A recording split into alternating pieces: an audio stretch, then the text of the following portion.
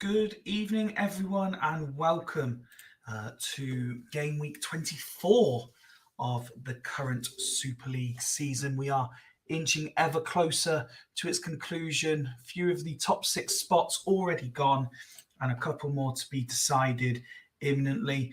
Evening, Ian, who I can see first in the chat on my screen there, and I'm delighted to say that I've seen sneak in to the waiting room. As all the pros do, just in the nick of time. It's like the old days. Jaime is back. I know. I don't know what's going on here. How are you doing, pal? Yeah, not bad. You? It's been a long time. I know. Tell me about it. How's things? Yeah, not too bad. As I say, a bit of a do my head in tonight. Fireworks going off everywhere, and the dogs going mental. So yeah. Oh, I can imagine. Yeah. Yeah. I mean, thankfully, there's none round my way at the minute, but my cat's not generally too fussed. But I know a lot of people, particularly at work, that have dogs, they can't stand when fireworks are going off. Wrecks me. So, mate, as I said, it's been a long time. It's been a long time since we've seen you on screen. It's been a long time since we've been here as a double act. Yeah. Tell us what's been going on. Not much, obviously. I stepped away from the Super League, some time ago, basically because I suppose similar to Hodgie at the moment, I just didn't have the time to kind of commit.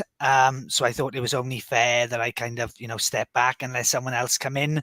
Obviously, then we had the Dragons and the 3 Dicks. Some good times there. And then obviously when I think the start of this season, I messaged Doug and I said, look, things has kind of settled down to a degree at home. Like to get back into it, but I didn't want to really go with Duggan because I think, to be fair, he deserved his kind of solo shot. He had carried the kind of Dragons for a long time, to be fair to him. I know he's saying they're never dead, and no, they are never dead, but he deserved his solo spot. So I said, if people walk away or anything, I said, I'd like to get back into it. So I said, I'll add me to the groups and I'll, contribute to the chat and watch the shows, etc. Then obviously it came back with Maka, and that worked quite well. But I think it's, not the same as having your own team, is it? You know what I mean? So of course not. I was quite keen for that. So when Hodgie kind of was stepping away, I was quite keen to step back into it, even if it's just till the end of the season. Who knows what will happen moving forward. But, even just these couple of games now is, when it comes around to Thursday and Sundays and you're in charge, is, all through the day, the excitement is there. So it's great to be back. Definitely. And, you've been around pretty much as long as I have in terms of the Super League. How have you found the sort of development from the very early days when you first came in the football monologue days to where you are now stepping in at LSK? Well, the change round is crazy. When I first came in as Football Monologue, I think looking back, I'm pretty sure the streams used to last about anywhere between about 9 to 12 minutes. It was kind of done in silent, and the games were just played. There was no, substitutions or everything. It was just, banging it through. Submit your team, and to be fair, then even tactics weren't really a thing. No one sent tactic files. I think everyone sent in their teams, and that was it. CS progressed well. The only things I would say, I really miss, I think, obviously, the blog. I'll be honest. I think that was really good. And I also miss the Friday shows, when we kind of used to, kind of previews. I think a couple of people mentioned it in the chat. I think there's so many chats now, and obviously people are a lot closer now, and I get that, and they've got their own WhatsApp groups and things, and nothing's ever a secret. But now, when we used to have the Friday night shows that come on, and you'd be hearing from people for the first time, in terms of how they found the game, the game before, and obviously the previews of the next games, and they're the two things that I kind of miss. But I get it is difficult now when you got two shows, a Thursday and a Sunday. It is difficult. Where do you put those things in? There's enough commitment from people anyway, but they're the two things that I do really miss about the Super League. It's almost as if we need to kind of get a proper CMO102 podcast going where all of those things can be sandwiched together. Yeah, sounds like a plan. If only someone knew how to host a podcast. Let's have a look at what is going on within the game then. Starting with the league table.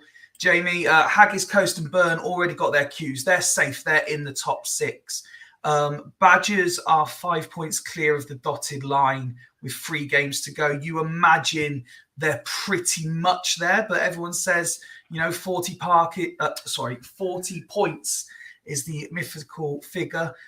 Exiles dropped 1 last time. They're down in 5th, 35 points. They've got a 4-point cushion, so they've got a game sort of spare, if you like, that they can afford to maybe lose 1. But they can't afford to drop too many of the 9 available points. Dudley Hill, the ones looking over their shoulder, just 1 point ahead of Fulchester. Sancte also a win away from overtaking them in theory. We seem to say it every year, but this is probably the tightest I've known it. I think you look at the goal difference as well. You look at Dudley, kind of exactly the same. Then Sancte, kind of equal as well.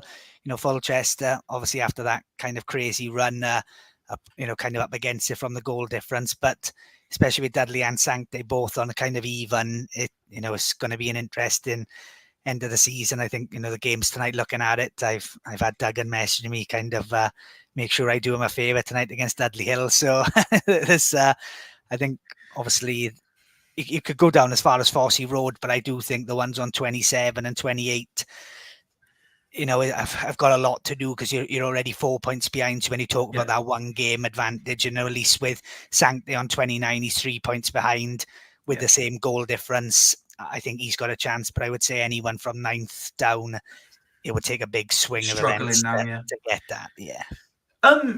So you've been in charge now for 2 games since stepping in at LSK, 2 very promising performances. Did you set yourself any sort of targets for the last few games? No, I think for me, it's about, I'll be honest, I was looking at it and the last 2 games have been pretty good. And, I did want to look at probably trying some things out, ready for next season. If obviously no one knows what's going to happen then, but I also thought on the flip side, I think I owed it to kind of the integrity of the league to, not that obviously, it could have gone great. It could have gone a bit pear-shaped, but with the way the performances have been, I think it just kind of owed it to the league just to kind of, keep the best side out that I possibly can. So obviously it's fair for everyone. So looking at the fixtures, as you said, you're at home to Dudley Hill, which is, traditionally we'll play that one last with you on comms. Any of those other fixtures sort of standing out? I mean, Coast Burn obviously is the big one, isn't it? Yeah, Coast and Burn, but obviously I think the fact that they're already both queues takes a little bit away from it.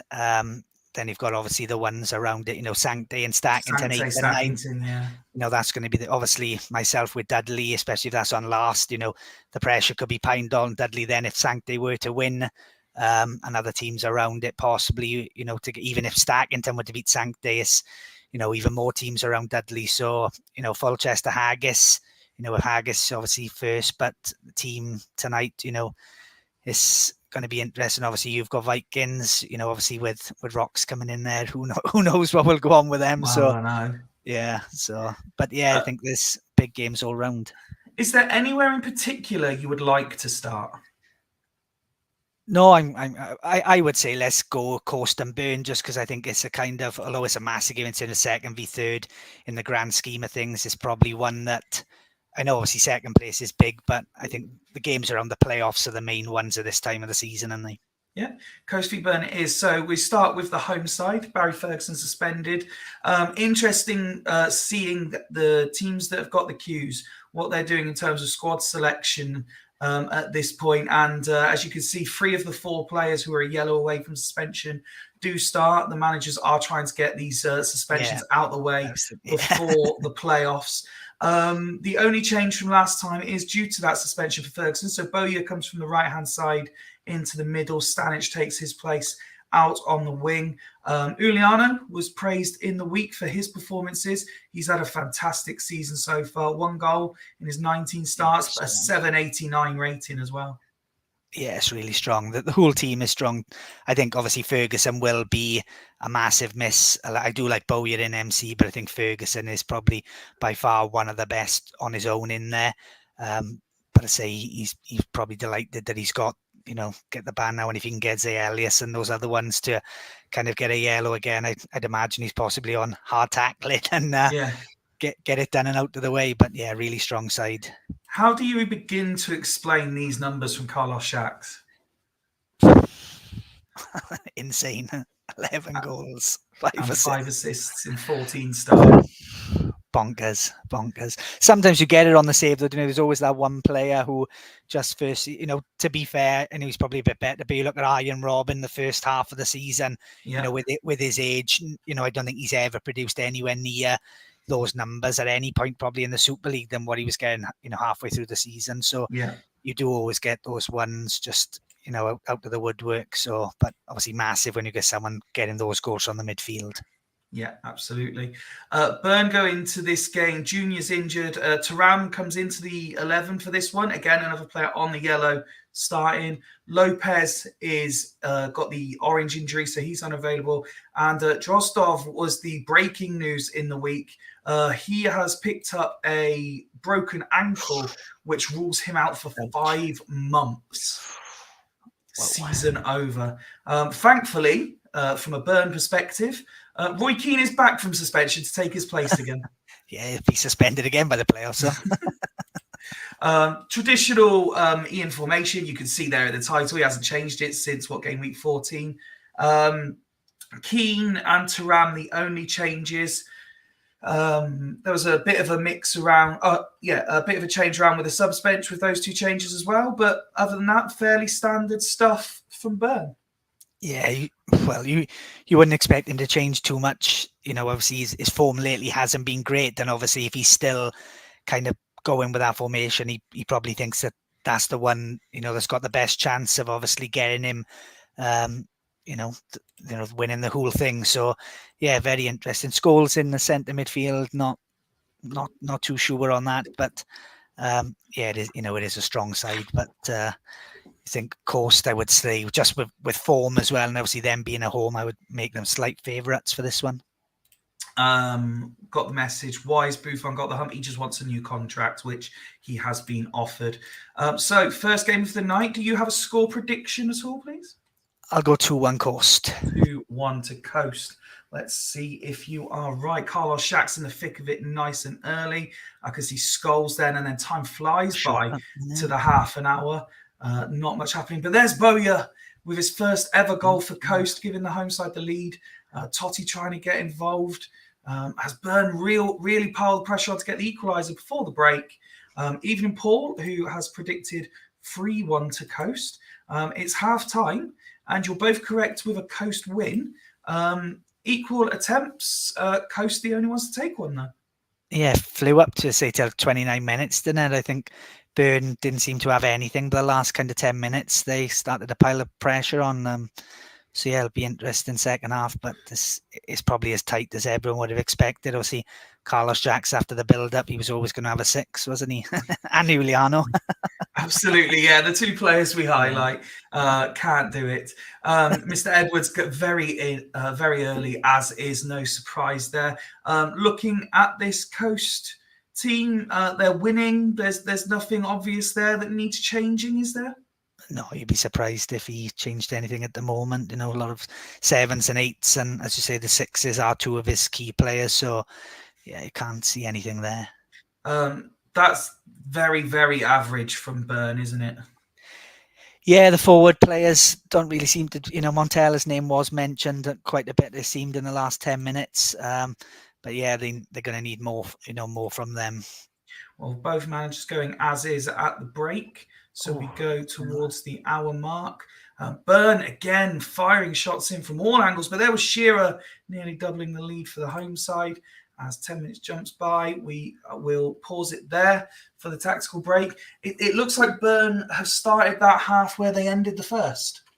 Yeah, as I say, I think I'm sure Montella hit the crossbar kind of in the first 5 minutes of the second half. But yes, another strong performance from Coast at the minute. I think the only thing he'll be a bit gutted about is he hasn't got any bookings yet for those players. But absolutely, as you say, Carlos Jacks, kind of a little bit down. Pizarro, Shearer, but yeah, can't really see he's going to do too much now. As I say, it's really solid performance rating wise anyway.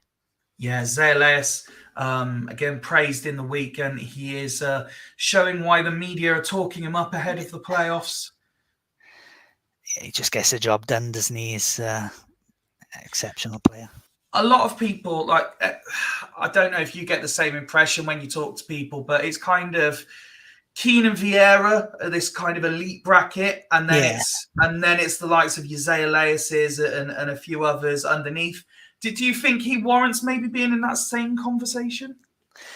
I think so. If you're talking about ratings wise, obviously, for me as a former Dragon, he was a massive part of that. So I'm probably a bit biased, but yeah, you're right. He'll probably never get the same credibility as a few players, but definitely for me he deserves to be in there. He's just Mr. Consistent, a bit like Nicky, but yeah, as I say, I think he's top. He's one of the top bracket DMs for sure.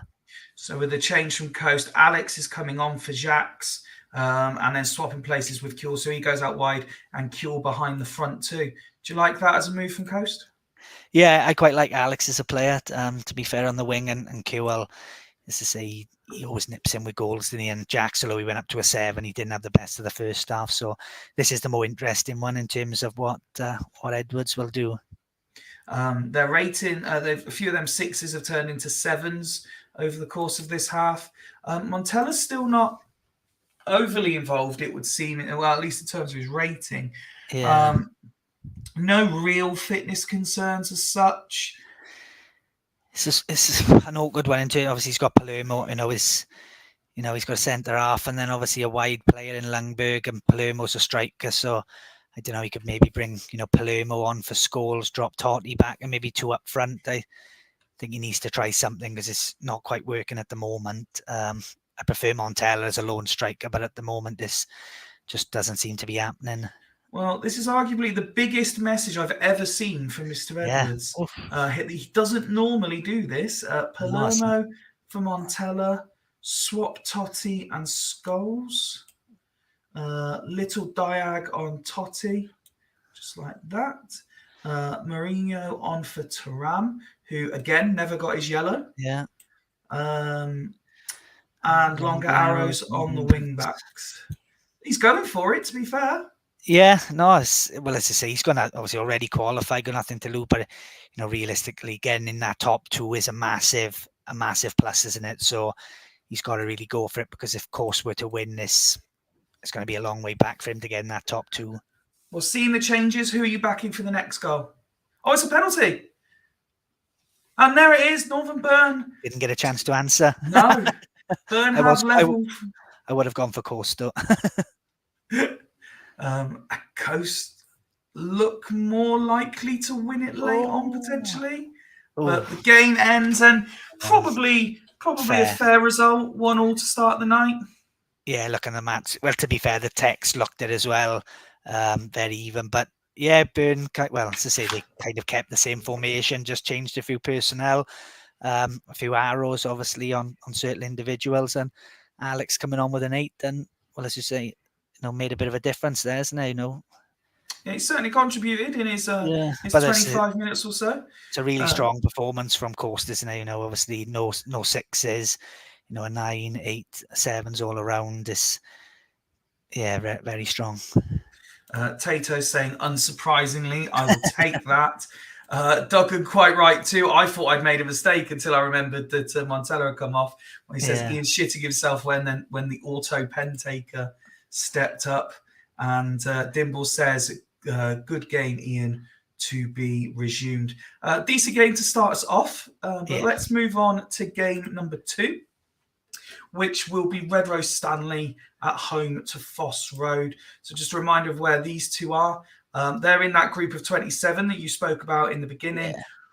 It's going to be very, very tough for any of these to make it. But this really is last chance saloon for both teams, isn't it?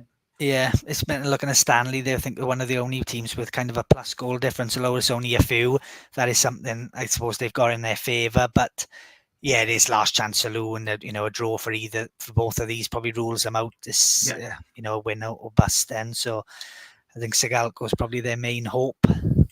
So Mike has stuck with the same shape. Just a few tweaks here and there, which includes Di Biagio coming into starting lineup. When you've got Sigalco, you obviously always stand a chance in any game. Yeah. But when you consider what you see in the rest of the league, do you worry that sort of say Max Pinto line is arguably one of the weaker AM lines in the division? Yeah, I would say so. I do worry about the kind of supply going into Sigalco. So yeah, I think that would certainly be an area he'd probably be looking to kind of change. Obviously, Rui Costa on the bench. I don't know. Maybe he could come in, possibly into an MC. Just a bit more attacking creativity in there. They've got enough good DMs, obviously, with Davids and Scali could both play in there. But yeah, I think it's a strong team. Just the AMC would be a big worry for me. I don't know if I missed in the submission, Mike. If you have a preferred captain, let me know. I'll do it before kickoff. But while I wait for that message, let's go over to our friendly neighbourhood Small Horse and see what he's done this time. He's decided against the let's play Saviola when he's knackered tactic. And he's made 2 alterations. Franca also out injured. So he was on the bench. Cisse replaces him. Heskey comes in to start for this one, but everything else remains the same. We said about the Rose AM line, they're against the Vieira Bishkan DM line. Yeah, to be fair, he's got some cracking DMs, isn't he? Obviously, his wing backs are kind of top draw. Then you've got Vieira Biscan. He's got Liverani on the bench, who I'm a big fan of, and he's got Kaluzny, who hasn't even made the bench. So I think he's got, I'd certainly maybe looking to try and see what deals again, thinking of the forward line, because obviously I know he's got Saviola, but not quite sold on Santa Cruz and, well, obviously Heskey. And Raul, to be honest, at certain points has never really, been top draw in the Super League. So I think he certainly, even look at Hoffland and Larson, his kind of back line is probably as good as any, but in the forward areas, the same as Van der Vaart. In the middle, not too sure. When you talk about obviously previously Bowyer, Ferguson, these type of people, it's miles apart. Cisse takes the number 9. He's going to have 9 when he. A score prediction from you for game number 2? It's a different one. I'm gonna go for an away win. Away win. Away win. So that'll keep Smuts fairly interested in the playoffs. But there's João Pinto after 8 minutes. Semak will score as well, and that was always going to happen. Paul in the chat saying, Liverani's underused. There Let's we say are. that makes it 2-0 to the home side. Smuts is absolutely atrocious away from home. I mean, a lot of teams don't have positive away records this year, but Yeah. Smuts is as bad as they come. It is difficult, especially you look at the quality of the league. But yes, Smuts does take it to a new level. To be fair, his recent form is back to his Dragons form when he had that stint, even worse than that probably, which I didn't think was possible. Stanley absolutely dominating that first half and deserving their lead.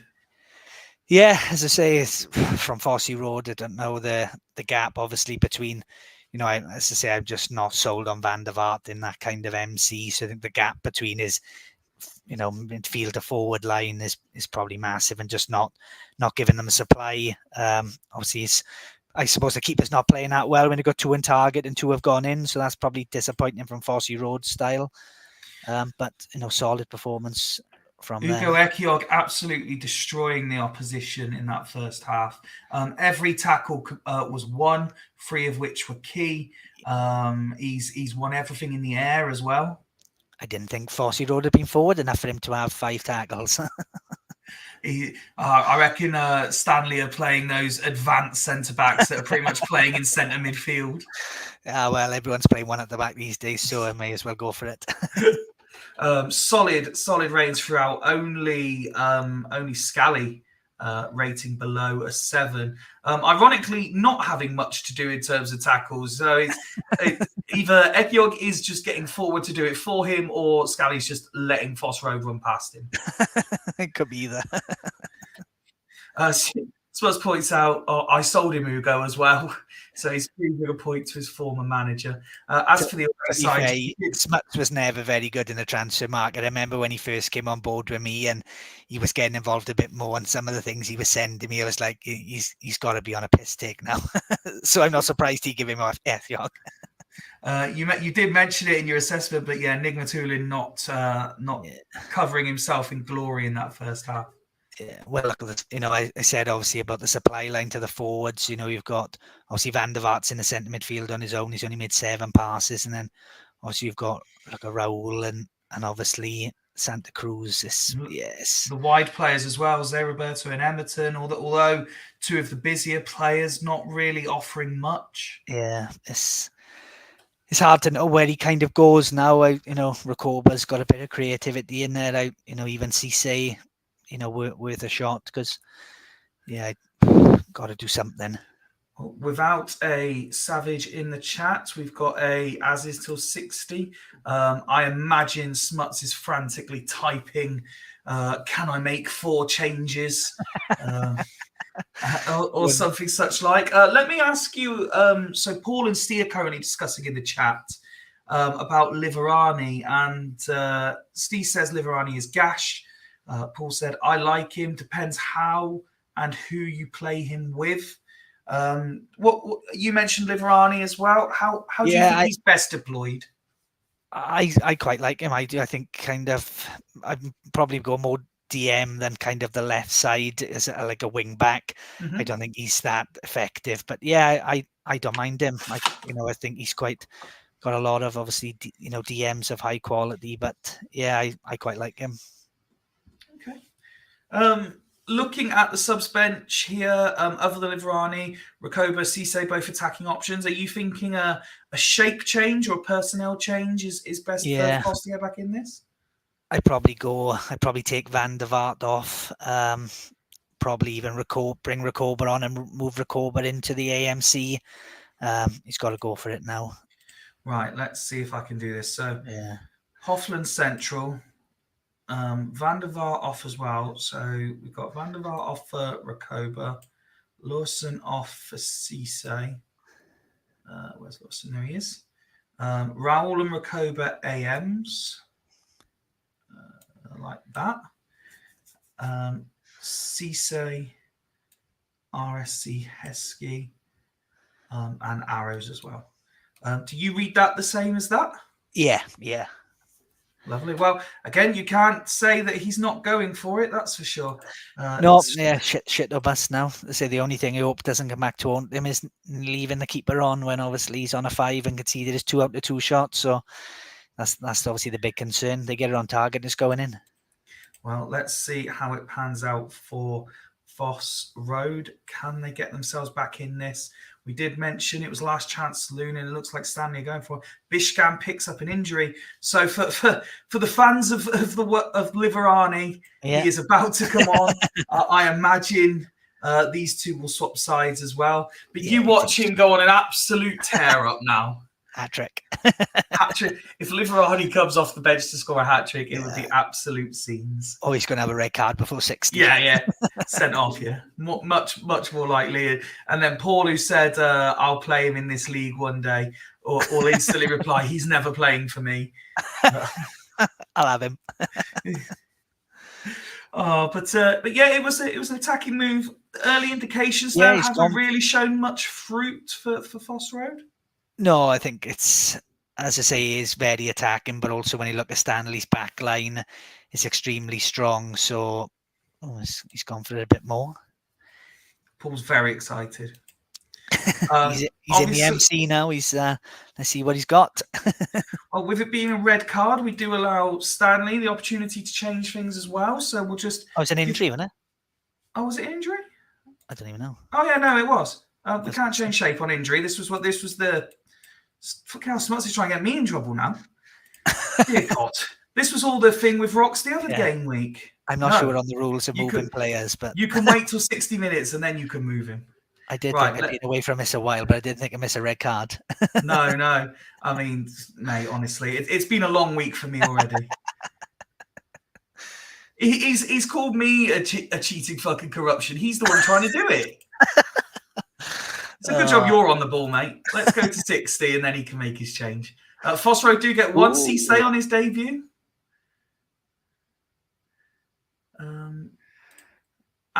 We pause it just as they have an attacking set piece as well. It's going to get very exciting. Yeah, definitely coming back into it. This interesting change from Stanley now, because it does seem that they've kind of taken a bit of control there. It'd be interesting to see what he does, yeah. I have a feeling Foss Road might be moving Liverani into centre midfield. I think I might give how do you think Rose might react at this point? Still ahead, but under a bit of pressure. Still ahead. I'd maybe look at possibly, I don't know, Semak off for Rui Costa, maybe Rui Costa back into MC and just shore it up a little bit. This is a tough one because realistically they need to win. So what he doesn't want to do is make a defensive move. They concede again. He hasn't got another, there's no more changes after this. So if he was to make a defensive move now, and you've already said that Fossey Road have got an offensive free kick. So if they were to possibly score and it's 2-2 and he's just gone a bit more defensive, that's probably going to hurt him. So we've got Rui on for Scally. Yeah. Rui to AMC Central. And David's into DMC. So he's leaving the gap in midfield as well, which we imagine Liverani is now about to fill. Yeah, you'd think so. But yes, brave move, obviously. I think obviously they've come back into it. So he needs to go a bit more on the offensive. So yeah, I quite like that. I'll just click over and there's no conditional worries. So I imagine that will be it for Rose. I'll confirm that one for the time being. While we go over to Foss Road, who now want this change doing, and extend the arrow on Emerton in capital letters, attack. Well, they've definitely come back into it. They know, second half. So it's big 30 minutes for both teams. Absolutely. Just wait to see if Rose wants to do anything else. No, all done. Tar comes up in the message. So half an hour to go. Stanley holding on or Foss Road pulling it back? I think Stanley will still win. Okay. There's a big chance there for the away side. Cisse heavily involved on his debut. It's definitely a lot more blue. Now. Davids and Sigalko, great save. It looks like the home side is starting to get a 10 minutes for both of these teams.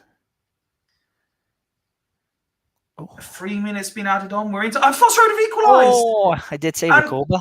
You did indeed. All that has really done, if we go back to our early assessment, is eliminate both of these teams from the equation. I'm sure there's a lot of people around from anywhere from 4th to 8th who are delighted with that. So it's, from both of those teams. I think it's probably ended their season. And to be fair, Stanley, looking at the stats, will be very disappointed as well. yeah, they've had a really strong second half as well. And, obviously they've had 6 shots on target in the second half. So they're going to be probably kicking themselves that they were 2-0 up and managed to draw that game and still had a really strong second half. No, absolutely. So, credit to Foss Road, though. They showed good mental strength to come over the challenges and get the point. Yeah, look at Westerveld, obviously, and that was a really strong performance, other than obviously the keeper. So both keepers haven't really covered themselves in glory, but they're both going to be disappointed. I think Fyfie Road, they'll take any result on the road, but yes, look at Cmsl coming on. Man of the match performance. Yeah, Emma and Rakova both done, both certainly done their contributed, job. Didn't they? Yeah. Yeah, Liverani, solid 7. So, yeah, all his subs have performed well, and this is a great point for him. But it's finished both of them off, unfortunately. Job centre for me tomorrow once Savage awake from his pit. Absolutely. And Doug has said missed opportunity for Stanley there with Stack Sancte playing each other and Fulchester away at Haggis. Is indeed. Yeah. Never doubt Nigmatulin, says Smuts.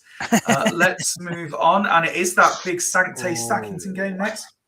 And I don't know if you... So it wasn't put out because via the league main Twitter, but I did see Duggan mentioned it. The icon, the Super League hero, one of the GOATs and a certain Ballon d'Or winner in the Super League, Constantinou, is all but out for the season as well with a twisted ankle. Come on, get on with it. I mean, you're a fit lad and you've done various physical exertions in your time. Would a twisted ankle keep you out of action for a month? Disgrace. Give him a cortisone injection and get him back out there. That's what I say. Duggan needs to get some better medical staff. That's what I'm saying. So it has prompted a tactical rearrangement, as you can see there, the unavailability of Constantinou. So we're going with Khan in goal, Argel and Campbell as a back 2, then 3 in front of them, McInnes, Hagen and Ndai, Finnan and Jorgatos as the wide players, Sikoviak, Ronaldinho is back with Inzaghi as the lone striker. It's all about Ronaldinho, isn't it? I think obviously there's been a lot of talk this week, obviously with Swan and obviously percentages of win rates and things, and obviously the question is Duggan a myth? Is Duggan not? And I think it's you know him better than anyone. Yeah, I think obviously the difference is when you're with the Dragons, obviously a lot of times Wood would take over, I would do games, so I'm not quite sure percentage, but one thing I would say is in any iteration, don't give him Ronaldinho, because after the Dragons and how he's performing here, he gets a tune out of him more than most managers get a tune out of anyone. But I'll say for Duggan, I think he's extremely good in the transfer market. With the Dragons, he would always come back in some of the deals, and Wood would just abuse every deal. That's just how it worked. But some of the deals he got done to make the team were exceptional. I think he's done it kind of here as well. So I'm rooting for him anyway to try and get it obviously in the top 6. Then we've got Swanee Stackington. They've had to change their keeper, so Casillas starts. Arellano, Romoshenko, Dyer, both all 3 unavailable with the orange injuries. GVB still doesn't make the squad. No place for Torres either. This is how they line up. The tactic stays the same. Again, that DM line does look quite strong, doesn't it? Yeah, I love the 2 strikers as well, especially Sand. I know they're obviously not the kind of big names, but I do love Amoroso and Sand. But yeah, it's a really strong back line. He's got people like Malevsky, GVB, Dyer, could also come into it. So it's kind of strong team all the way through. Mendieta, obviously Kutuzov can be a bit hit or miss, but as an all-round team, it's not surprising that he's in and around the playoffs. No, absolutely. Intruder. Yeah, standard. They get a number. Do you have a score prediction for game number 3, please? 2-1 Sancte. 2-1 to Sancte. Mendieta in the book early. It does look like the home side has settled quickest. Another yellow card for the away side. And Zaghi misses a good opportunity. It looks like Sancte are having all the chances. Campbell goes in the book. Swanee's here just in time, even in Swanee. And Sancte do take the lead. Ronaldinho. Did say 36 minutes. Amoroso, they want a penalty. Oh, and Volodekov converts the penalty. The linesman, I think it was, that gave the penalty in the end. Sancte wants a penalty on the whistle. There's some penalty shouts in that game. Referee says no. Pulsating half of football. Yeah, it was another one that looked really even. Obviously, Sancte just edged it there, but I think the last 15 minutes, Stackington definitely came back into it. But yeah, it's a massive half again for both teams. And I say certainly, realistically, we don't want from a neutral, you don't want another draw. You want one of these picking up the wins, because otherwise it's just last 2 game weeks. As not a neutral, I'd be very happy with his ending. Yes, I'd imagine so. But especially for myself, you would say, "Come on, let's get a winner and make it interesting." So someone pile the pressure on. Yeah. Swanee has said no changes, so we'll just very quickly look there at his stats. And look at that, the goal scorer, Volodenkov, great performance from him. Other than that, it's pretty much 6s and 7s. Yeah, I think he's going to struggle on his kind of bench for attacking options as well. Obviously, I know he went as is before he saw this, but probably knows, I don't know what attacking changes he could make. Obviously, they've gone in with forward Aaron Sism, so... Yeah, obviously this is a big miss for him, with Inzaghi on a 6. If he hadn't started, if you're bringing on Constantinu now with, that's, a massive, plus. But again, they're struggling on the bench. What do they do now with obviously Pippo struggling, no striker on the bench? It's difficult. I was going to mention this. I find it interesting, and so how some people approach their benches. Yeah. I've always found very interesting. Some people are very structured: a goalkeeper, defender, midfielder, striker. You get sub benches like this where there's no sort of recognised striker. Yeah, I think Ronaldinho could obviously go up front, but right to this moment, he's obviously getting great numbers from AMC. So, do you really want to move him? And obviously, he's got Gallardo and D'Alessandro, who not got the best average ratings recently. So it's a tough one there. Well, nothing happened in the first 5 or 6 minutes of the second half. We are approaching the hour now as the away side come forward. They get an attacking set piece, and I finally hit one actually on 60. Quite happy with that. Let's have a look then. Ratings, fairly consistent. No one really sort of taking the game by the scruff of the neck. Ronaldinho trying his best. Condition-wise, no obvious concerns. Do you think this is the best 11 and we carry on?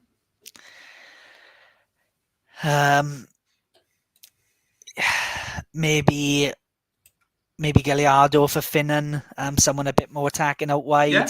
That's probably or D'Alessandro and Sokoviak to the wing. Yeah. They had obviously the 2 ones to stand out, even though Pippo struggling on a 6. You probably gamble on him, just hoping he'll have that one chance and take it. That's the big gamble. Mentioned in the beginning, obviously, about Constantinu. Talk us through the love for Smertin and Wellens, who are both part of the squad as well. No, I can't. You'll have to leave that to Duggan.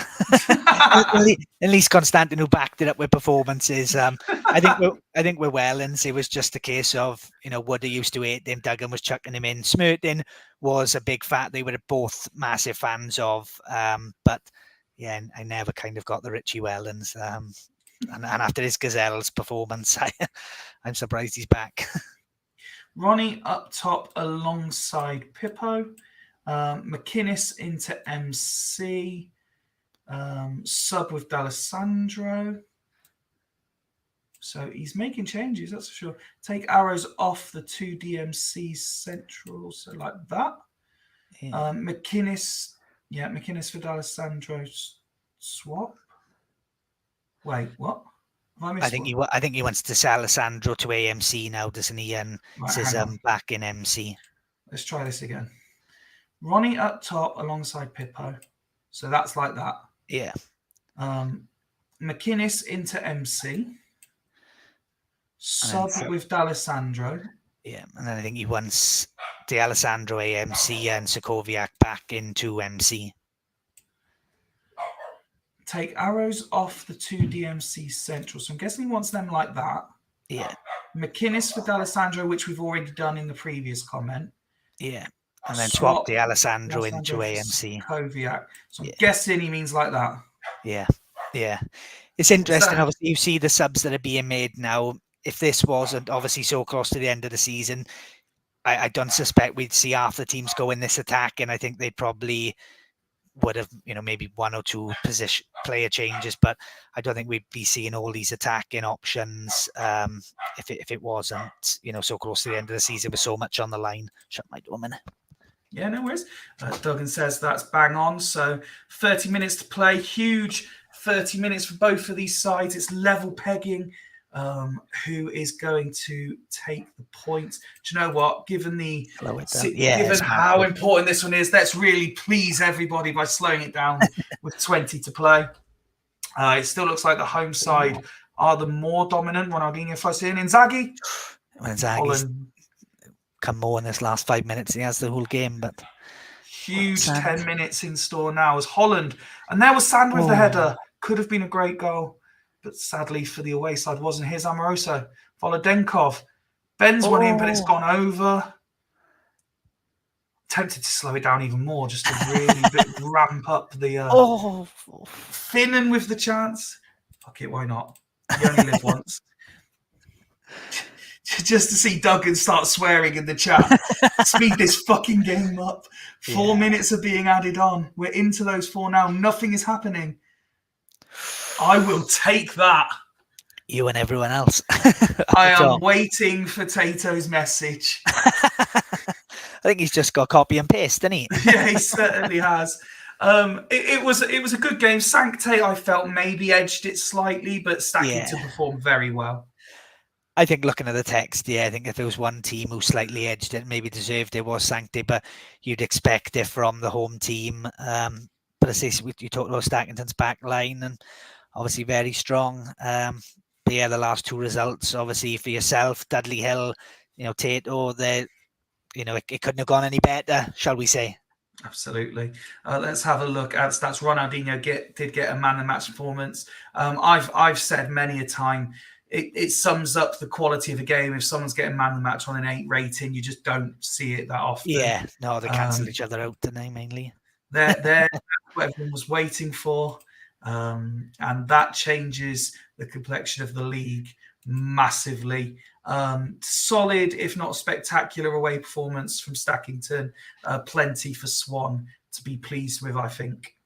Yeah, the grand scheme of things, going away to Sancte, who have again been in good form. Pick up a point. Obviously, right now, is probably not happy because of where it is, but in the grand, on the whole, you can't argue with that. Next up, it's my side, Exiles.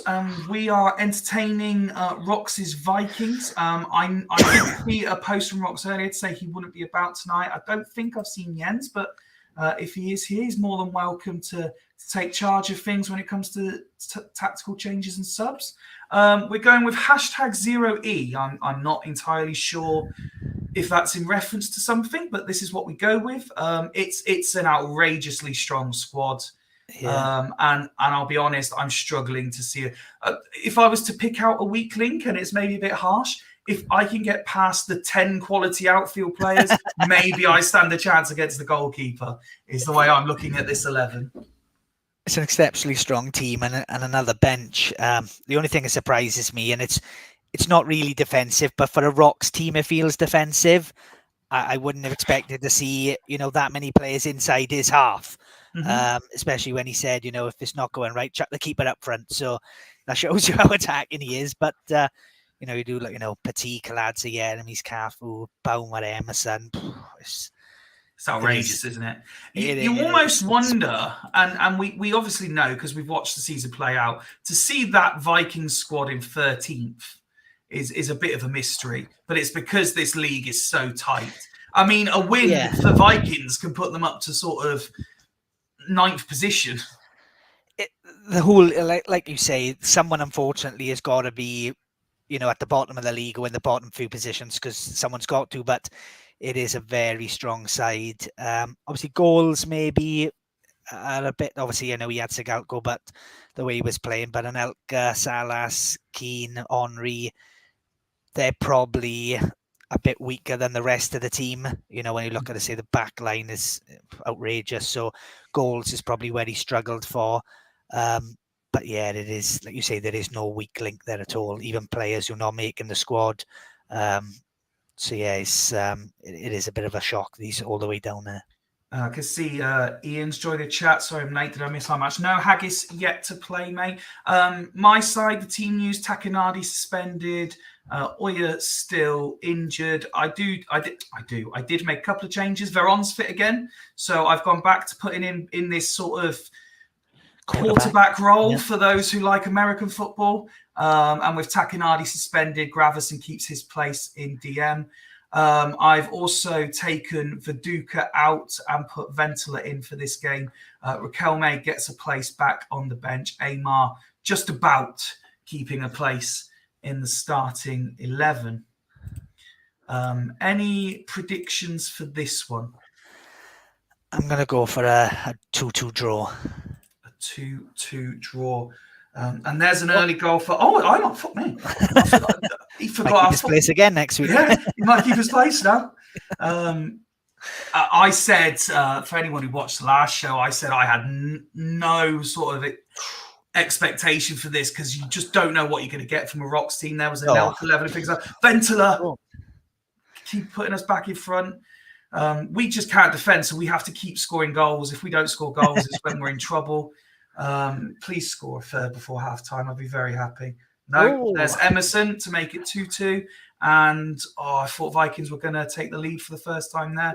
2-2 at half-time. That's what we like to see. Shocking keeping performances. That's what we like to see. To be fair, I thought there was a lot more action than that, in terms of the shots. There was a lot of text there for both teams. So I'm quite shocked there's been as little attempts on goal as that, to be fair. As we've got the live feed, we'll show the away side first. A mixed bag. Emerson there, rating a 9. Lowest ratings are 6s. Shiotis not really having to work very hard, still at 100% condition. All he's had to do is pick the ball out of the net. As I said, I don't think either of the guys are around, but I will leave on the screen. Looking at the bench, very attacking, but goals isn't their problem at the minute, is it? No, it's not. I think obviously he's not here, but if he was, he would, probably Brozek being on a 6, especially the fact he's got Robbie Keane, Figo and Henry. I would imagine Brozek definitely would have been off for one of them. Obviously, Jeremy's on a 6, but I don't think you would have taken him off. But yes, how awkward is it commentating on your own team? It's not awkward commentating on it as such. I kind of just do the same. You just hear my inner dialogue the whole time. You're a bit quiet there. You can see the tone of your voice changes a little bit, especially when you're begging for a goal, especially. No, absolutely. Little look over at what my side are doing. Very average performance, especially at home where we're supposed to be a little bit better. Lots of 6s. I'm going to see it to 60, I think, and hope we can maybe grab one more here. Keep it this worse than yours. Yeah, exactly.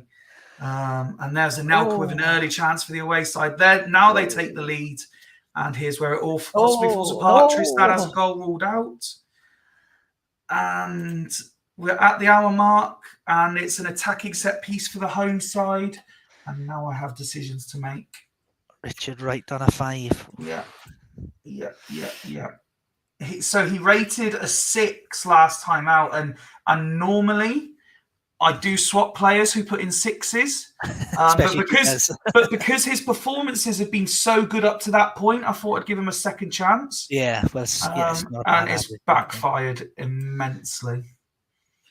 Sambrotta on a yellow. Gravison 6. Tristan 6. Fucking hell. No plays on the bench. Jesus, this is poor. Right, okay, we will go swap these two around. Bring Woodgate on because these two have been better as a centre-back pair. Aymar deserves to keep his place. Maybe he has scored. He's fit enough. That'll do. A little look over at Vikings in case anyone's popped up. Duggan saying hell of a game. Tato Just on saying a 5 as well. up the fucking Vikings. Emerson on a 10. His life without him playing. Emerton 10, Chiotis 5. It just shows a difference, doesn't it? Their goalkeeper's playing poorly, but everyone else in front of him is doing just enough that they're winning. Is Rox not being here or Yen's going to come back to bite them in the arse? So obviously you're taking your keeper having a shocker off. They're keeping theirs on. If you can get enough shots on goal, is that gonna come back to haunt them? I do hope so. I do hope so. Tato doesn't. Let's resume. Half an hour to play. Vikings ahead. Can Exile save their season? Oh, Rio! Come on. That's 4 we scored. Obviously, 1 was disallowed. Fuck off, not again. Keeper's not starting to play back into it. Oh. Slow it down for the last few minutes. 3 minutes being added on. Vikings seem to have been strong the last 20 on top. Fucking hell. Well, I'll take it. Draws are the theme. Take it. Draws are the theme of the night.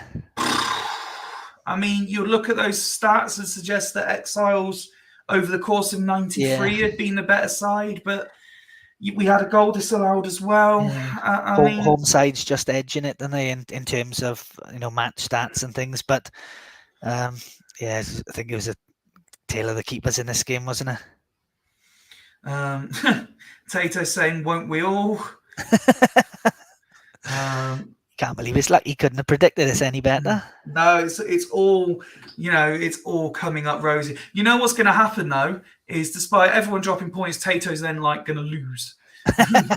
Well, he's being the same boat as everyone else at the minute, anyway. Emerson, by far the best player on the pitch, doing a job for Rocks there.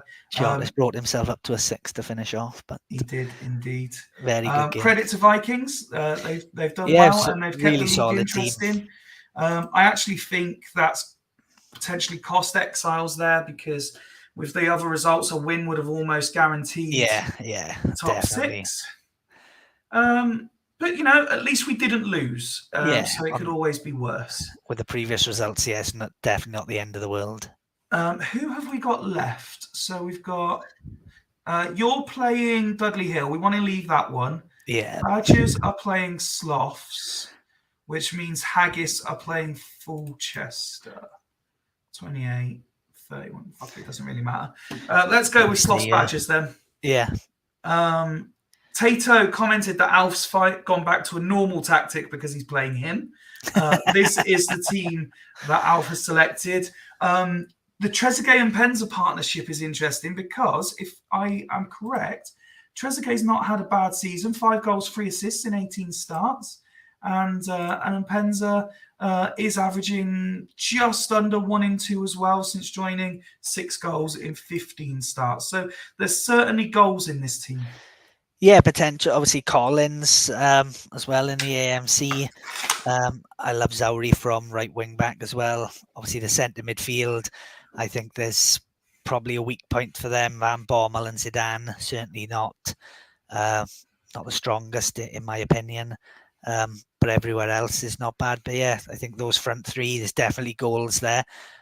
So being at home, they haven't been in bad form recently. Good potential this game. You would think that some of the other results would really fill managers with confidence, but we've got Tato saying, I suck ass away from home. I will 100% lose now, but it's not too bad with all these draws. Yeah. And Steve has gone, I'm getting twatted now. So all of a sudden, despite all the drop points, now managers are starting to think it's not going to be my night. Well, if the results are anything to go by, Badgers will definitely win, yeah. Just because everyone else has balls it up. Badgers have brought Desai back into the holding midfield line. I believe everyone else in the starting 11 is the same. Slight tweak on the subs bench with Hamidic and Battaglia taking spots 3 and 4. For me, the front two do look good, but this team is all about how the wingers provide, isn't it? Yeah, no, there's definitely goals in the front three with Nikiforenko, but Giggs. Love Giggs. Obviously, Agahawa bit hit and miss, but Giggs is, especially from that, left-hand side, exceptional. And Klompe was given the armband till the end of the season. Huge game for many teams this now. What score prediction are you going to go with, please? 2-1 away win. 2-1 away win. Nothing happens in the first 9 minutes. The home side look like they're just building a little bit of territory. But when it does flash up blue, it's generally the attacking names we're seeing. Here comes Giggs. Agahawa now from the other side. Zidane and Penza, Trezeguet all involved in that attack. Offside for the Badgers as they come forward on the counter. Half an hour played, still 0-0. It's fairly even this now, I would say, as we come towards half time. But will quality shine through for either side? Yellow card late in the half. Trezeguet wins it in the air. Nikiforenko involved. Zidane with the last move of the half. I'm sure there's about 5 yellow cards in that half, which I think could play a massive impact if one of them goes down to 10. There certainly was 2 yellow cards for the home side, 3 for the away. Seemed to be a lot more there, didn't it, in terms of action? I think Badgers had a lot of sort of pass and move, but maybe just didn't get as far as that final shot. Sloths. Maybe a little bit more direct or maybe a bit more of a shoot on sight policy. 2 very good teams seem to be cancelling each other out.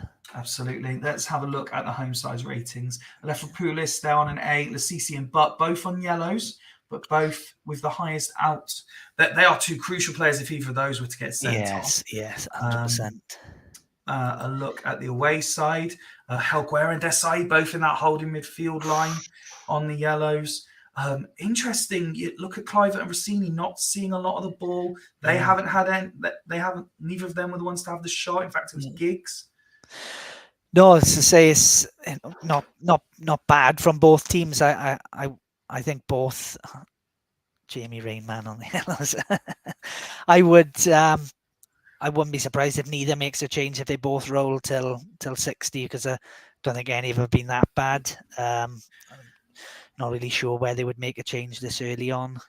It's but you've been, as we said, you've been involved in this a while, and it seems strange to say it of a 20-year-old computer game, but pressure does build, and you can see, perhaps whether it's Tato, who should be quite relaxed in his position, or Alf, if he really wants to push Sloths towards that top 6.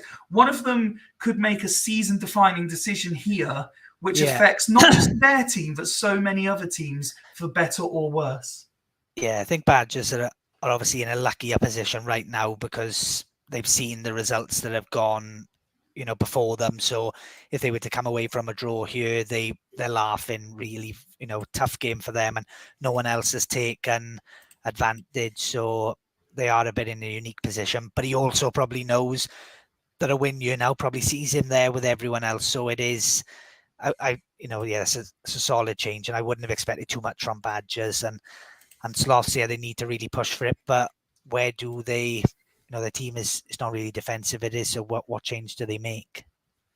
Well, let's see how that one change does affect things. Collins was with a chance, and there is Nikiforenko on the hour. As the saying goes, cometh the hour, cometh the man. Nikiforenko gives the away side the lead. And now Alf has a decision to make. Does he go all out? He's got Luis Enrique. He's got Alan Smith. Does he look to change anything in here? Still just them 2 yellow cards. Lasisi still rating very highly indeed. Trezeguet dropping to 78%. Alf did say they don't keep clean sheets, but has he got enough in reserve to turn this one around, do you think? Yes. I would probably say Enrique and Smith would probably be coming on if it was me. I think Van Bommel or Zidane would probably be sacrificed or even drop drop Van Bommel back alongside Button, maybe Zidane off and 3 up front, and probably go for it, because he's got nothing to lose right at this moment in time, is he? So it would certainly be gambling a bit. Well, while we wait for Alf to make a decision there, let's go over to the Badgers. Condition is a myth, so we don't need to worry too much about that. No additional yellow cards in that 15-minute period. Still a few sixes, and similar to what you were saying about the goalkeepers in the last game, are you looking at Klompe and Okoronkwo and thinking maybe that's a little bit of a concern?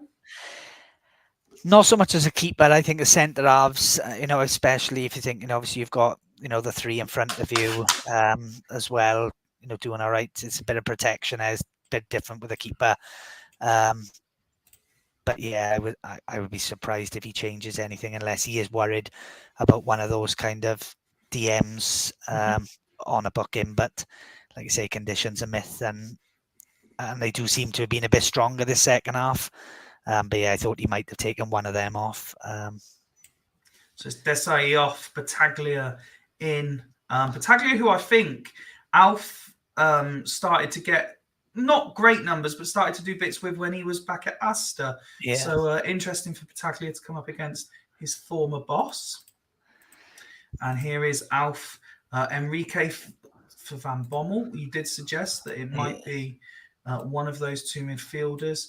Up to left AM then, as is. Now, I'm presuming he doesn't mean there. I'm presuming he means there. Yeah. I'm guessing he will want Collins moving over and Zidane moving over, but I'll wait for him to confirm that, because he's just put as is. So I mean, in theory, he could mean that and then go like that, but I don't quite think that's right. No, I think he's probably. Well, you'd expect him to move Collins slightly to the right and then Zidane into the centre, but you never know with Alfie. Is a bit left field. So he's very maverick, isn't he? Like Alf? You say, it could be Enrique to the left-hand side. Maybe he's seen something he thinks he can exploit. You never really know with Alf. This is a massive result for Badgers. To be fair, the way the other results have gone, this is a massive result for the likes of Exiles and Dudley Hill as well, with so many of the teams under the dotted line dropping points. We said in the beginning, Badgers are almost guaranteed anyway. Their top 6 space. So this probably works in the favour of the likes of Dudley and Exiles, just to keep the other teams that are chasing them. No, I agree. Yeah, it's all going quite swimmingly for you lot in the top 6, the current ones at the minute. Right, so he's put with Arrow beside Collins. So he hasn't mentioned anything about Zidane, so I'm guessing he wants him to stay there. Doesn't really make sense to me, but... No, but... I will give 10 more seconds. Tato saying, I'd take a draw at this point, to be fair. Only 1-2 away from home all season, I think. We usually concede around 80 minutes. To be fair, Sloths haven't been in bad form recently, so an away point to them, especially with what's gone on, would still be great. But I still think he's been stronger side second half. And I do think he's got enough to see this through. Public transport has allowed Maka to get home, and he's come in with a corrupted build comment. Shock. We missed it. Both AM's diagonal arrows between the strikers. Right. Still no mention of Zidane. We're going like that. Fuck it. Yeah, let's go. And did Badgers brought on Battaglia, didn't they? Yeah. Oh, look, there it is. Look. Good job I didn't hit continue. Zidane Central. Got there in the end, Alf. Indeed. Right, let's carry on, see how those subs and tactical changes affect the game. Still Badgers in the ascendancy, 71 on the clock, looking to double their lead. Yeah, they've been very strong second half, it looks like, anyway. If Sloths were to score now, everything changes. 2 minutes are being added on. Cliver on the ball, Rossini, Nicky Ferenco. And still Nicky Ferenco. Free kick to the wayside. Giggs to take it. Deflects off the wall. Zidane clears coolly into those injury time minutes. Last chance, and it looks like it's going to go to the wayside. But there's Cliver, Giggs, and Giggs. Rossini, well held. There's a full-time whistle. That, I believe, secures Badgers their top 6 spot. Sloths just not clinical enough on the night. No, very solid performance from Badgers. Like this game, like every game tonight, it's been exceptionally close. Both results wise and stats wise. Badgers keeping a clean sheet away to Sloths. I think they're going to be very happy with that. As I say, Sloths just forward players just didn't do enough today, and Penza did get up to obviously a 7 and Trezeguet, but they haven't quite managed to do enough. Enrique came on and hasn't really done anything either. No surprise though. Obviously the back line, the CC, but are the ones with the stronger ratings. Messages of congratulations coming in for Tato. People are much quicker at doing the maths. First ever Q was a streamer. Well done, Tato. Imagine my shock. I know. But then he does follow up with a congrats. You can imagine a hint of sarcasm in there. Let's have a look at the Badgers stats. It was solid, if not spectacular, to be fair. I mean, Nicky Franco did get a 9, but it's not like they were littered with 9s and 10s throughout. It was just a very, very accomplished away performance. Just, as you say, with positions where it counts, Desai, Helguera, both with 8, Socaronco, centre-half, solid from Giggs, Rossini with an assist. Just typical Badgers, a really solid team performance. But to win away Sloths, fair play, very strong. Penultimate game of the night then, Haggis against Fulchester. We go to the away side first. Chris Sutton continues in this right forward role. The only change is because of the suspended Gerard, sees Gattuso come back in with Emre getting a place on the bench.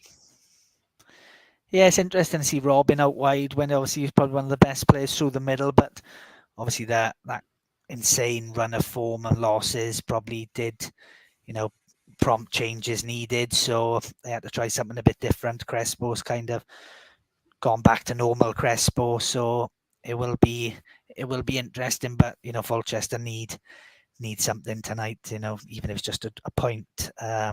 And Haggis have not been at their exceptional best recently, so there's certainly a chance there for them. So let's just look at this briefly. So Fulchester start the night as the team closest to the dotted line. So Badgers 39, they have got their queue now. Exiles up to 36 after their draw. Dudley haven't played yet. Sancte won. No, Drew. Oh, Drew. Yeah, Sancte and Stackett. So Sancte Drew, Stackington Drew, Sloss lost. Yeah. Stanley. Why am I forgetting this already? Stanley Drew? Drew to all with Fossey Road. With Foss, yeah. So all of 31, these. 30, nobody here, nobody in this group has won. No. So this is massive for Fulchester. Yeah, absolutely huge. To be honest, they probably looked at it a game away against Haggis. If you said to them, you're playing Haggis and you possibly lose and you're still going to say 7th, they would have thought, how the hell has that happened? So it's, again, Mac is probably looking at this in a position of, well, even if we were to lose, we're still in quite a strong position, depending on the Dudley result. But the results before him are going to give him a lot more hope going into this one anyway. Well, the big news is that Vieri unavailable for this one. So Nikolai joins Van Nistelrooy up front.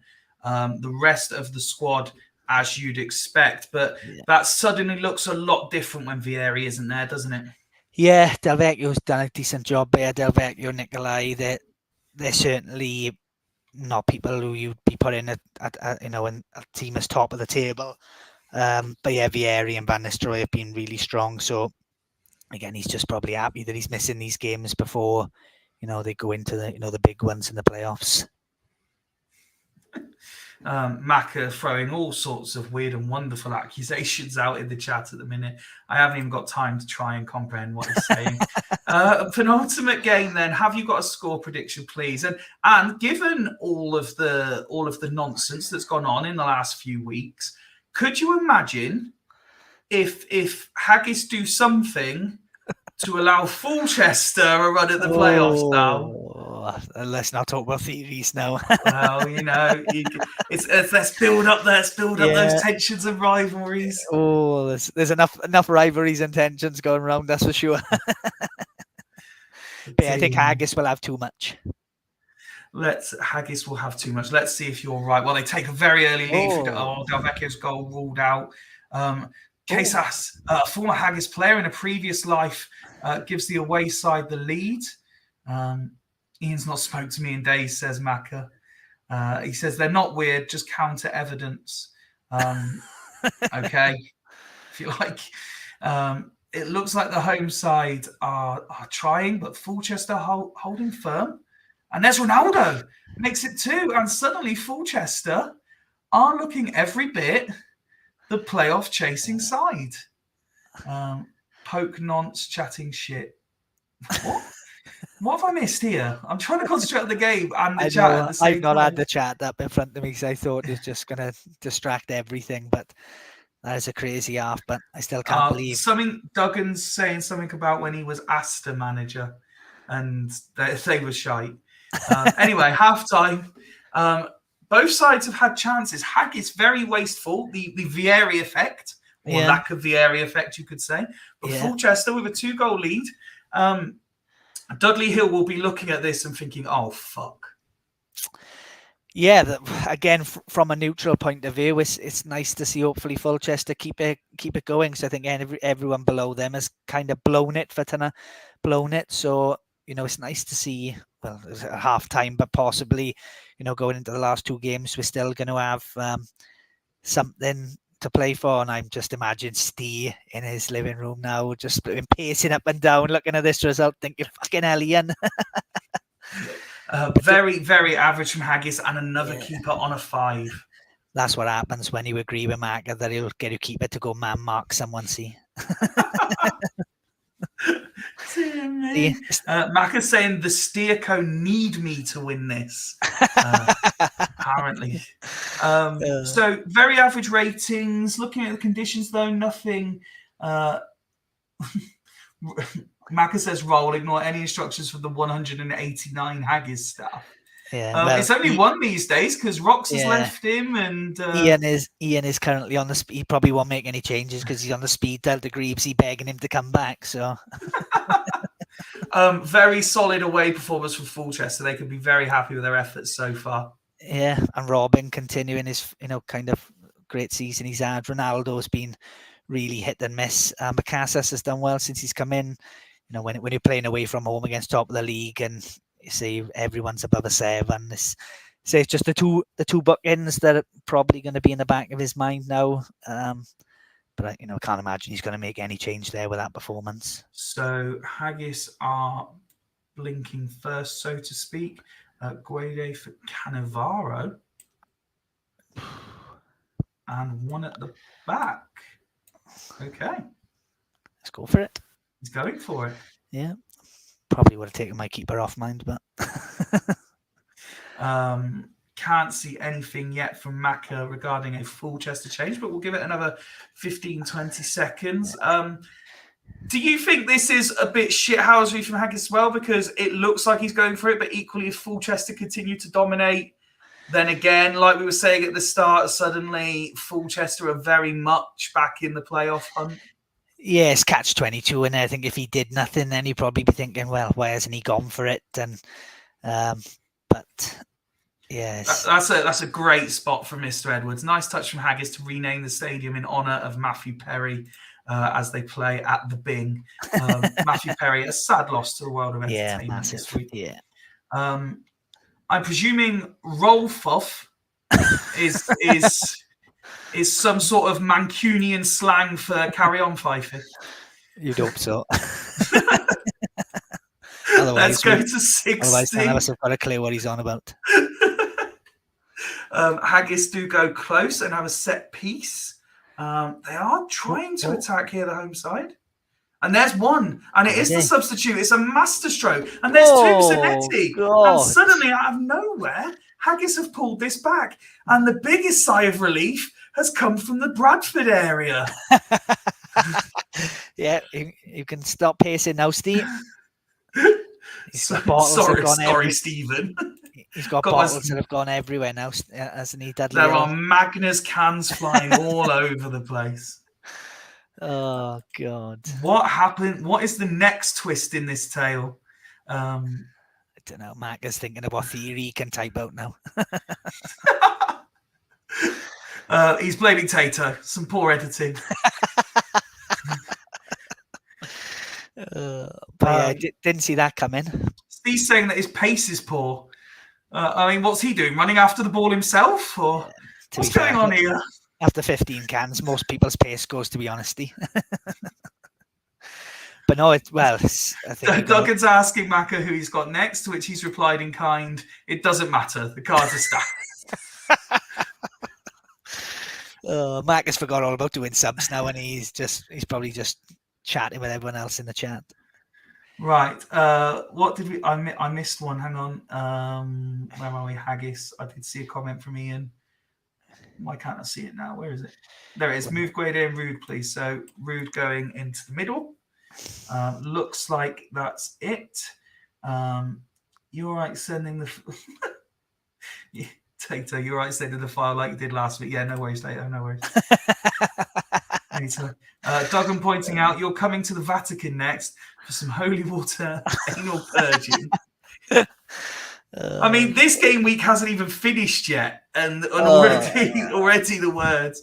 I'm presuming that's it for now, but we could always go back. As for Fulchester, I'm still no ratings below a 7. No, and because Costanzo's still on a 7. He might have thought that might have come down with 2 quick fire goals, but maybe couldn't have done anything about them. But has anyone considered the Rocks finds cheap players? I believe it was not Zanetti that scored the second goal. Hardly a cheap player. And then Duggan said Haggis 3-2 is going to be funny as fuck here. To be fair, couldn't have got any better there, couldn't they? It's for Mac anyway. Ronaldo is being withdrawn. Crespo coming on. Steve saying that Rocks is on horse levels, database wise. Just clarifying, he means database wise. This is another massive 30 minutes, though, of isn't it? Of what seemed to be a possibly huge night for Mac that could be turning into,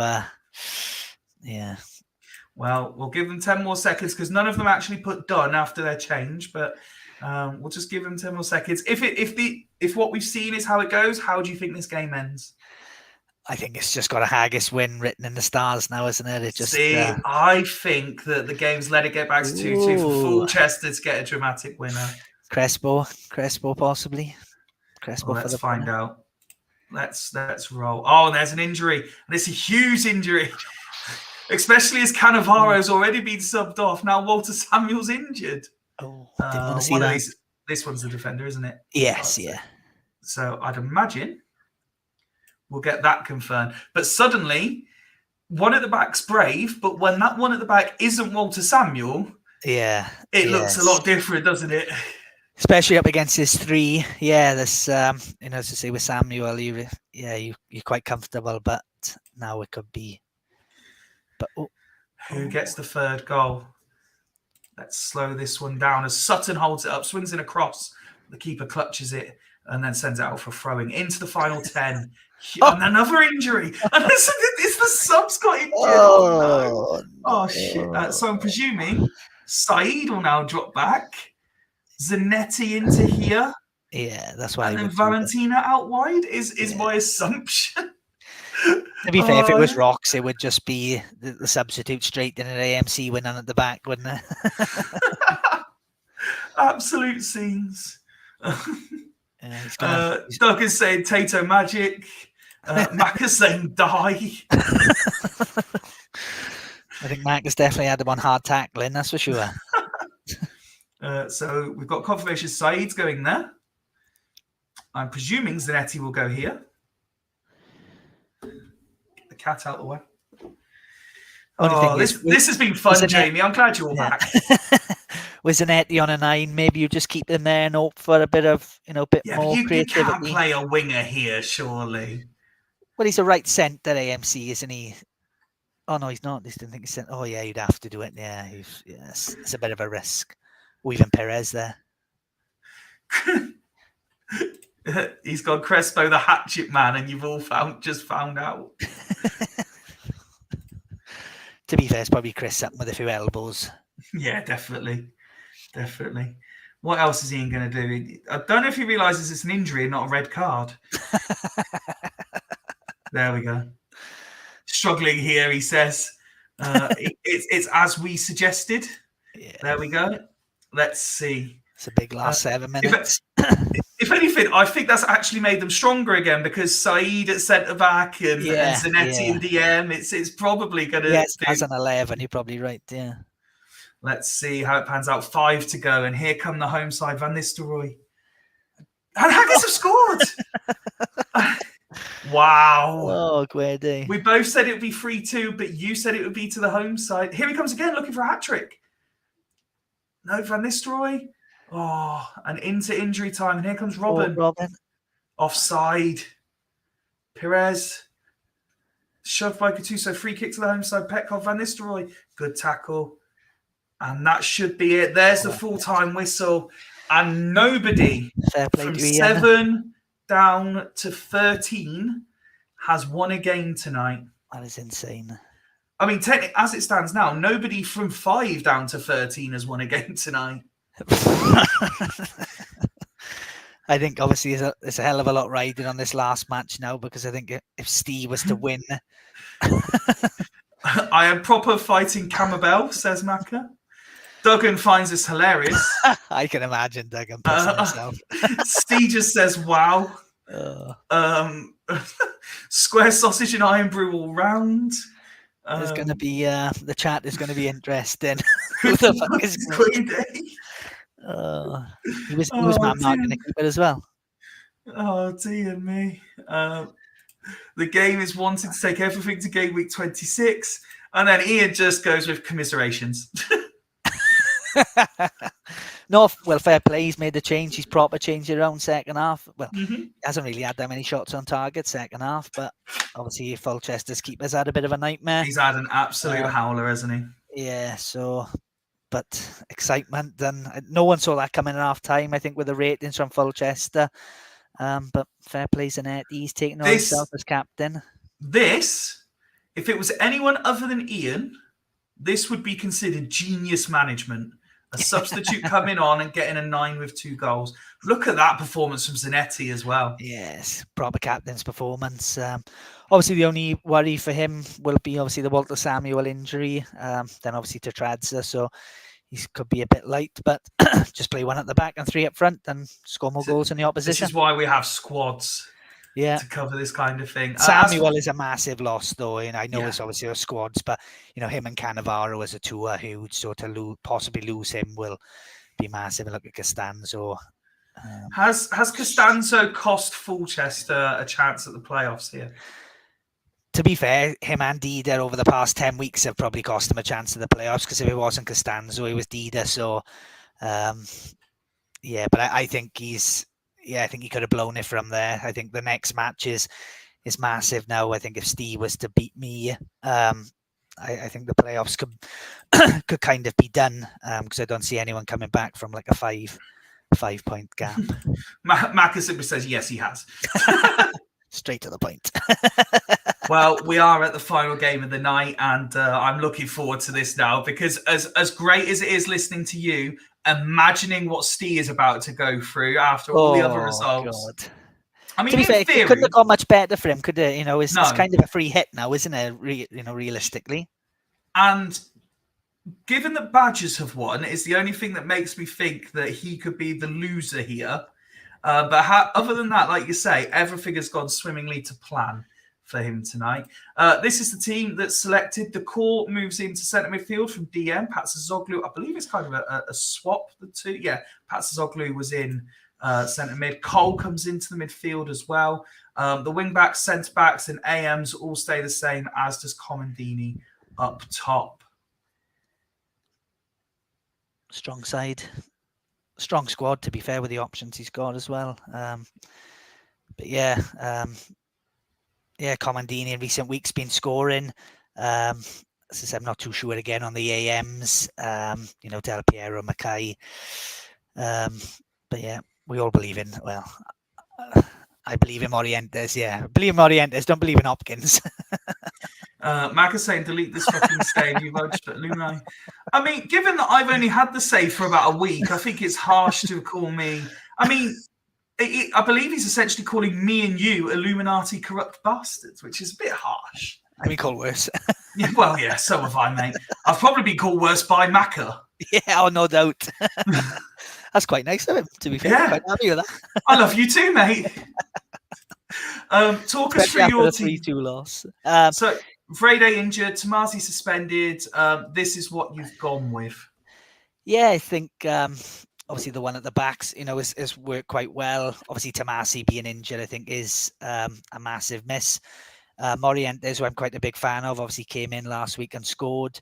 And the last two performances, 2 points, 2 draws, could have easily been 2 wins. I think have been slightly stronger in both games, especially the last one against Fyfie Road. So I didn't feel a need to change anything. I just thought, as you say, for credibility, integrity of the league, we'd go with obviously the form that's been playing well rather than just change around for ourselves to look at things.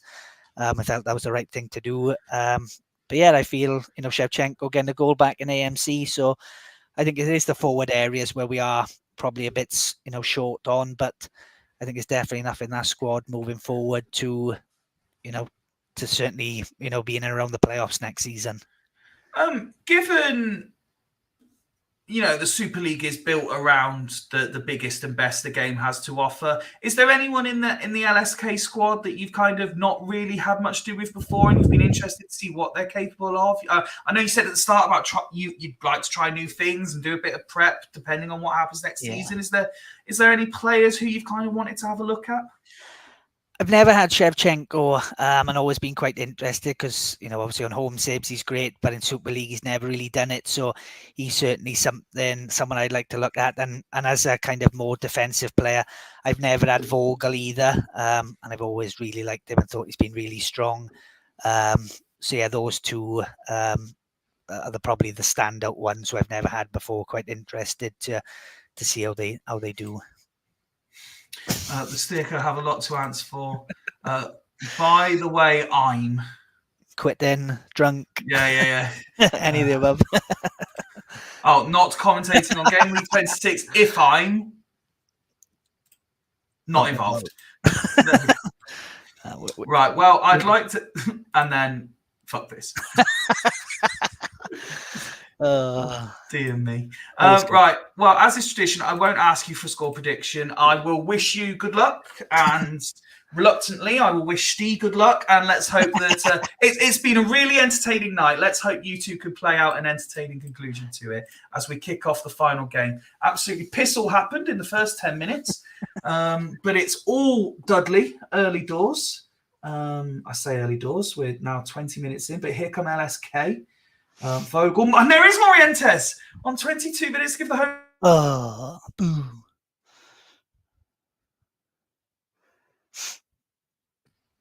The cat knocks my mic out. I was going to say, I didn't know if it was my headset that gone or something then. Vogel. Before half time. I think I'll bring on Silvestre and we'll go 2 at the back. We'll just put Silvestre to the left-hand side of Maldini, please. Just like that? Yeah, thank you. No worries. Oh, I know what's going to come now, I've realised. You said you can't do tactical changes and subs. Yeah. That's all right. We're at half-time now. No one will even notice it happened. Yeah, it was only 3 minutes. Oh, look at that. You scored with your only attempt on goal. Yeah, well, another poor night for keepers. I thought Dagliel, especially in the early stages, were on top, but I would have expected to see more action than that. But a 5 for Patsazoglu, who's just moved into that holding midfield role. A couple of 6s dotted around, 7s and 8s, so fairly mixed bag for Dudley there. Yeah, as I say, well, I think the stats probably showed that no one has probably stood out for either team, so I don't expect to see much, great ratings on my side. Well, not certainly from the attacking end anyway. I can't see any overly concerning conditions there either. Looking at your team, to be fair, it's quite solid looking ratings. Only one player on a 6, and that's Shevchenko. Yeah. No, yeah, Lies and some power in the split and the DM doing well. Obviously Moriente, obviously Vogel before his injury. So my 3 kind of DMs were all on 8s. So you're not surprised he's making that change. Sarczynski for Pat Stoglu, the only change at half-time. I will roll till 60, please. And you're rolling till 60. Let's kick the second half off then and see what happened. Fuck me, nothing happened. Wow. Absolutely nothing happened. As we pause the game on 67. Is there a shout for Vasilyuk? Is he going to have an impact on this season?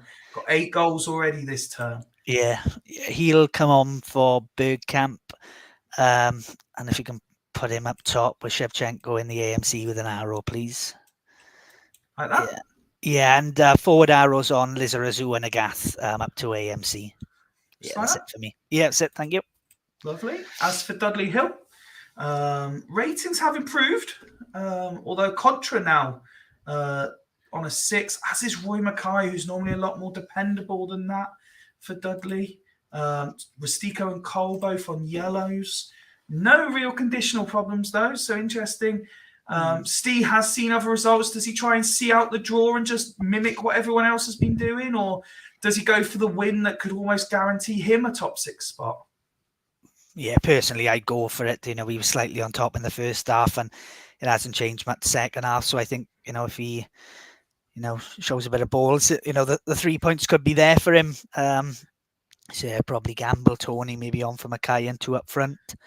You heard it. You heard him, Steve. How big are your balls, mate? How big are your balls is what Jamie wants to know. Duggan's saying, in fairness to Steve, he's been the best of the rest for about 11 weeks now, so does deserve his 6th spot more than the rest of us. In a league campaign, you get what you deserve over the amount of games you play. So if he is the 6th best manager over, what is it, 30?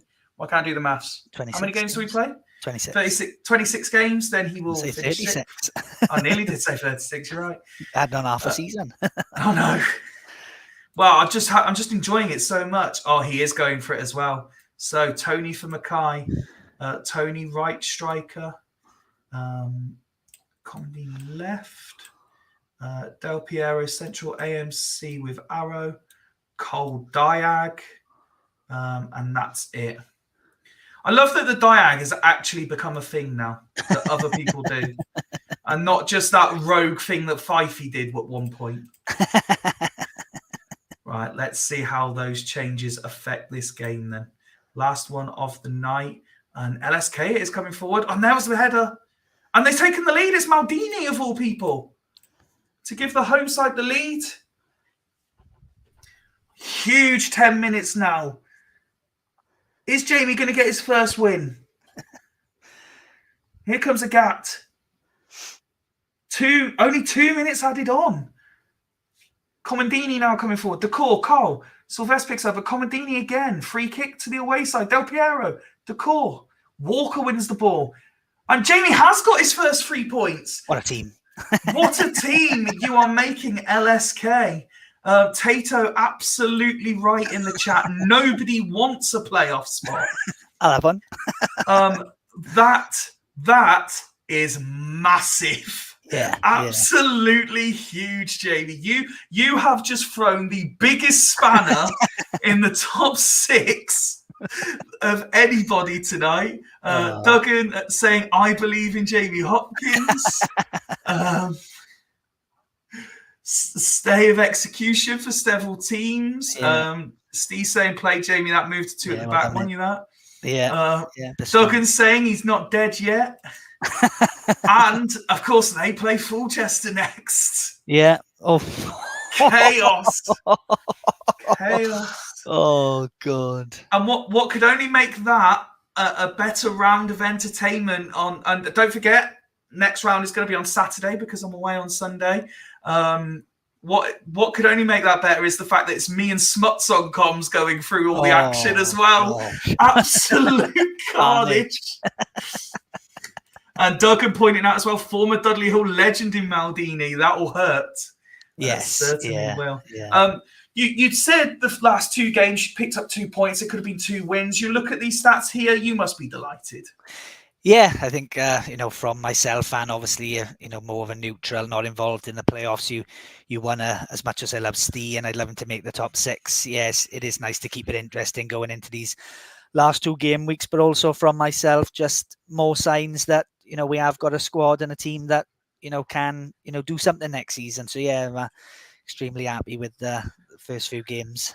I mean, Lizarazu gets man of the match, but look at the players turning up for you here. I mean, Agat 9, Maldini 9, lots of 8s as well. The subs have had an impact.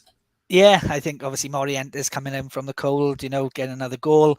Maldini, as I say, was, like Steve said, the 2 at the back probably did change it and shore it up a bit. And that's what I was looking to do from the start. But just obviously the 2 previous weeks kind of performances, made me stay with 1 at the back. But I do feel it could be a solid partnership, especially with the throw in front of them as well. So yeah, very, very pleased, especially with Steve, as you say, who has been very good this season. So yeah, I think it's another positive sign for us. It's not a bad performance from Dudley Hill. It's just not good enough when you look at it, is it? No, it's not the worst, and as you say, probably might feel a bit unlucky, but buckle under the pressure, do you reckon? Go on, Jamie, say it. Go on. He bottled it, didn't he, Jamie? He bottled it. He was playing bottom of the league, for God's sake. No, listen, I asked how big his balls were and they fell out. So, it's just unfortunate, Steve. Sorry, mate. But it happens to the best of us. I have that effect.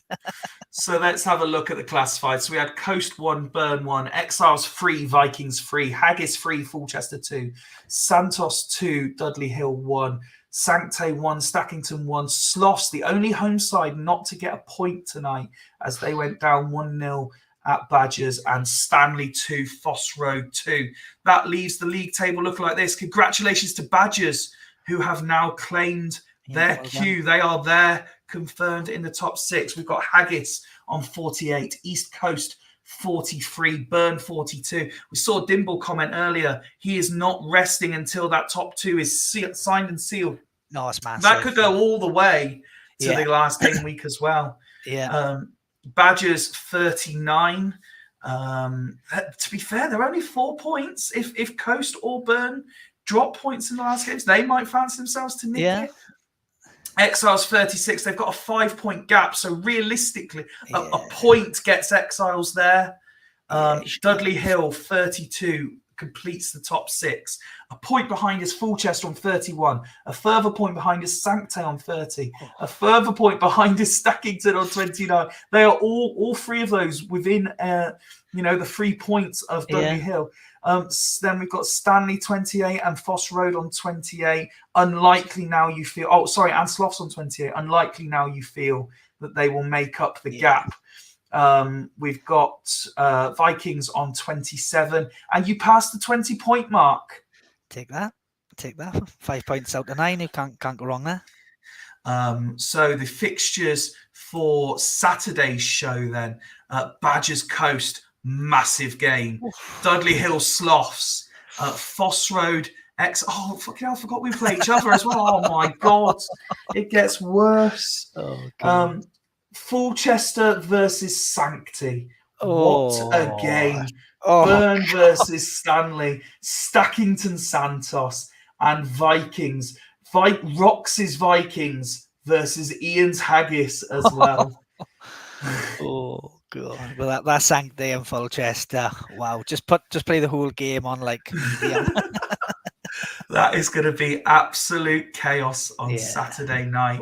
I will do packs tomorrow when I get home from work before FRI, and then Saturday night, myself and Smuts will be going through these 7 games to see if any of these sides can get their cues, if any of these sides can jump above the line. Ian says, great show, Jamie and Fyfie. Thank you, mate. I love that Fyfie is now becoming a thing. I knew it was going to happen. A few click through the play stats there. Leias, best player in the league currently. Emil and Penza, one of 5 players, all on 12 goals. The race for the Golden Boot is just as close as the race for the top 6. Genuinely class to have Hopkins back amongst it. What an absolute top man. Absolutely couldn't agree more. Cheers, Fyfie and Hopkins. Quality that. It's Jamie. It really has been fun. It's been a throwback having me and you on screen together. Yeah, but I have really enjoyed it, and I'm glad to have you back in amongst it, and I'm glad to see you're enjoying it as well. Yes, no, it's been great. It's been great. So yes, PAX out tomorrow. Action on Saturday night. I am really looking forward to it now. This is going to be chaos, but in particular, this is going to be chaos. From Jamie and myself, thank you very much for tuning in tonight. We'll see you again on Saturday. Good night. Cheers, guys.